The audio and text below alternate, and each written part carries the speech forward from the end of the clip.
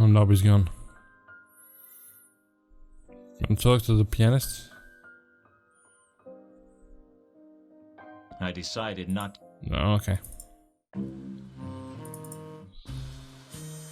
Alright, Pseudopolis Lord. I headed over to Pseudopolis Yard, but Nobby wasn't there yet. Oh. I decided to come back later. Okay.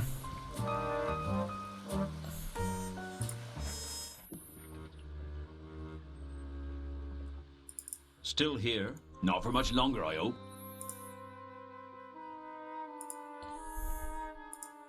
Do you know anything about the recent murders in Ankh-Morpork? Sorry, I wouldn't know anything about that.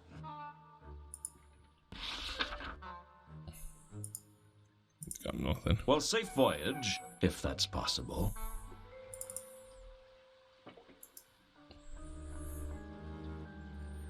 A crate. What more could I say? The crates on the wharf were built on a large frame, sturdy and thick. Oh, I remember.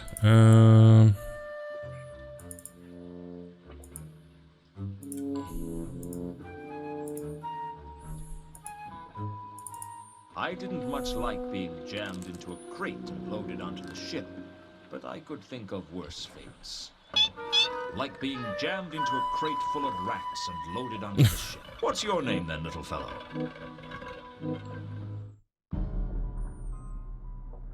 The hold was dark and dank, and I couldn't shake the feeling that I wasn't alone. The bilge water was littered with flotsam that looked like the remains of a smashed crate. I thought I could see a label amongst the wreckage. I pulled the label out of the wreckage. It had writing on it that I couldn't understand. The hold was full of crates for the outgoing voyage. They were of little interest to me. The crates were...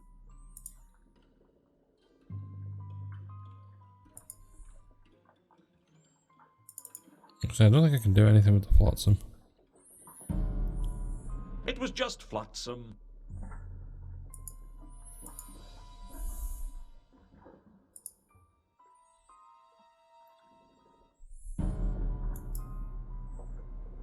It looked lived in. The question was, by what? There was nothing of value in the debris. Okay, so why have we come over here?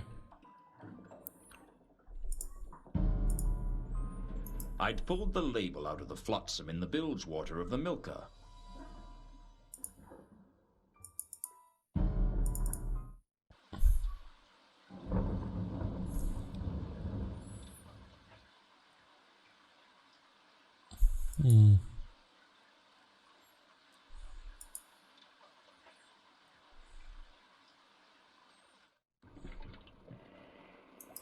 A perfectly ordinary bunk bed. There were some strange scratches on the bedpost, which looked as if they'd been caused by either a wild animal or a man with very bad dental hygiene. What they meant was anyone's guess. I wasn't about to tear the bedpost off the bed. I searched a bunk and found a small scrap of cardboard. It could have been anything. There was a number on the back. Either a 6 or a 9. It was hard to say.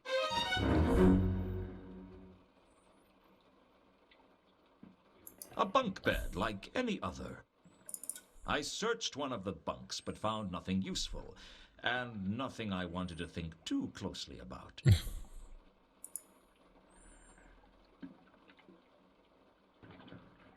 there anything else in here? I do not like it. I'd managed to remain hidden on the ship, but I knew my luck couldn't last forever, because I'd stopped being lucky around age 12. The first mate looked less than happy, but I don't think he saw who I was as I dived in elegantly onto the Ankh. Fortunately, the crust of the Ankh was soft that night, and I escaped both injury and discovery, although I needed 2 baths just to feel dirty.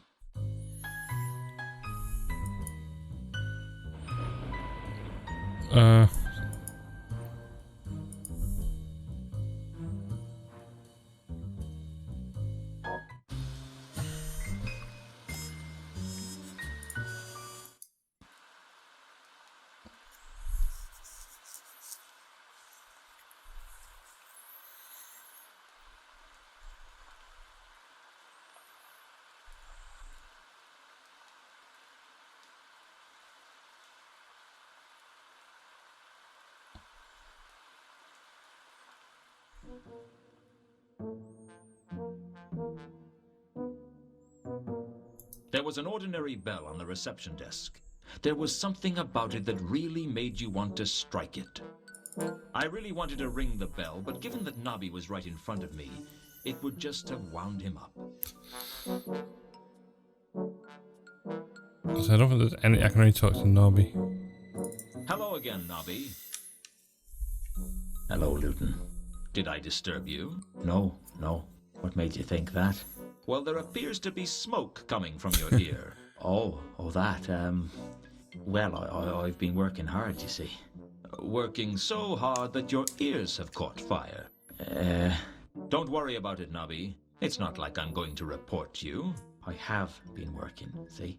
Oh, sure. I never doubted it for a second. How's work treating you then? Not so bad, Luton. I've been busy, though. Rushed off my feet. Yeah, I can tell.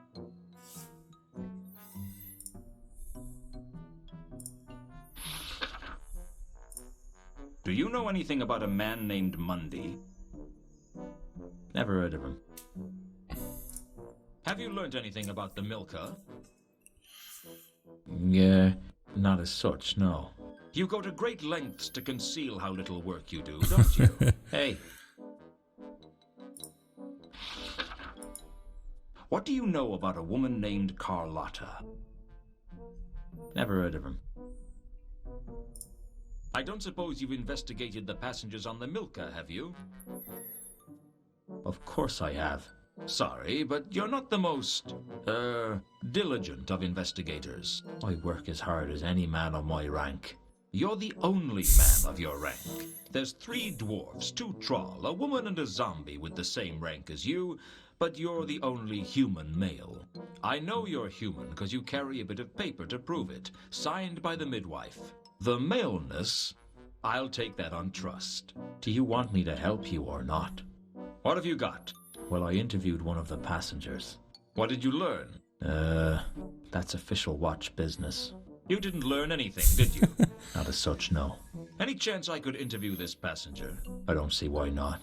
She's down in the Cafe Ankh now. Well, that's something, I guess. Has there been a dwarf around asking questions? I don't know. What do you mean you don't know? Any word on these murders? Nothing yet, but our top investigators are working on the case 24 hours a day. Nobby? Yeah? Are you one of those crack investigators? Yeah? Why? Never mind. Just a thought. Can you read this? Give me a break, Luton. I don't know everything. Does this mean anything to you? Oops. Catch you later, Nobby. The troll stepped out of the shadows like light was too intimidated to illuminate him. He seemed like the quiet sort, but you got the feeling that if you stepped out of line, you'd get your teeth kicked down your throat. For that matter, he could kick your throat down your chest and your chest through your legs. But I was hoping it wouldn't come to that, because none of my clothes would fit. Find them.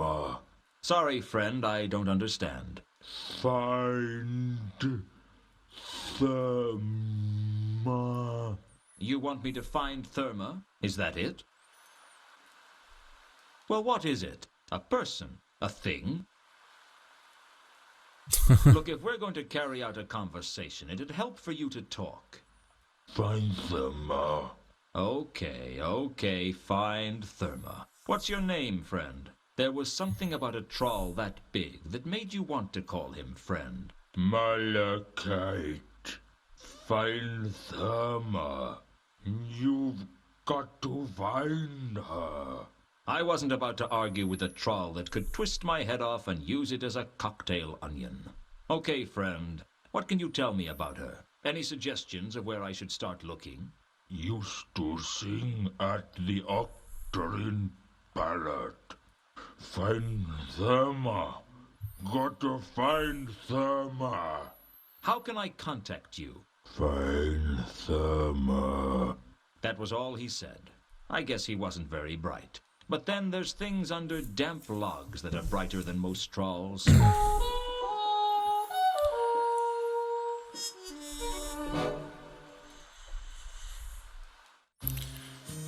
Right, so... Well, someone should be here. Or not.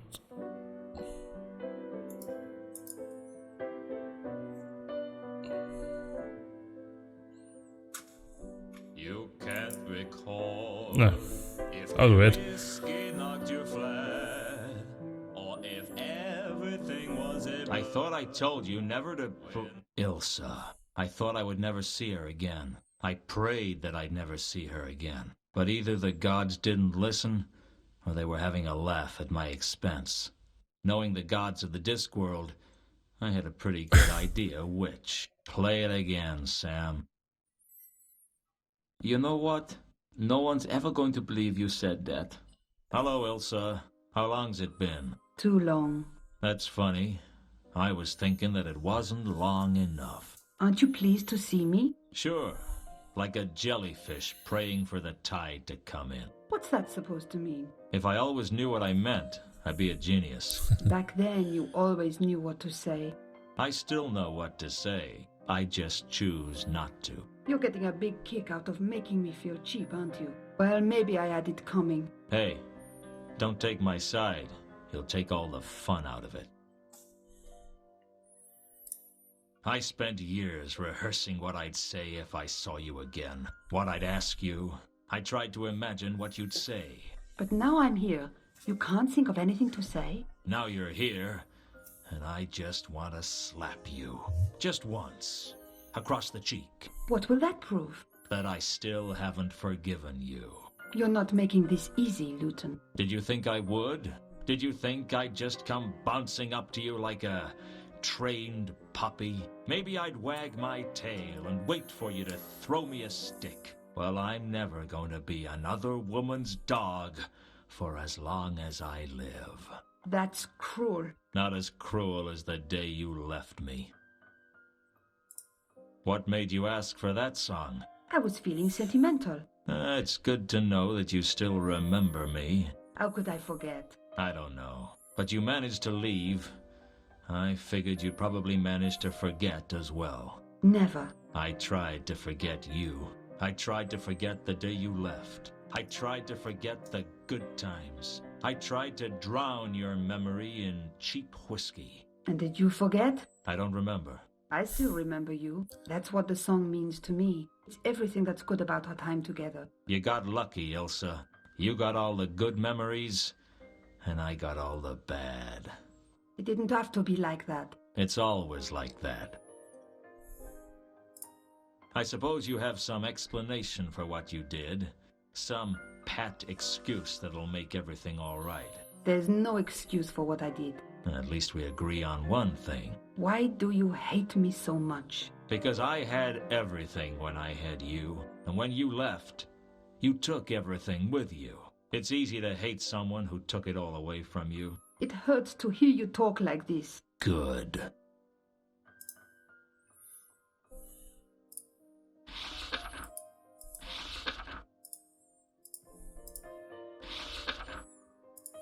Have you met a man named Monday? Yes, there was a man named Monday on the ship we came in on. He kept himself to himself mostly. What can you tell me about him? He seemed nervous. Anything else? I remember him going down to the cargo hold at one point. He looked really shifty, as if he was hiding something. Is that it? That's all I can think of.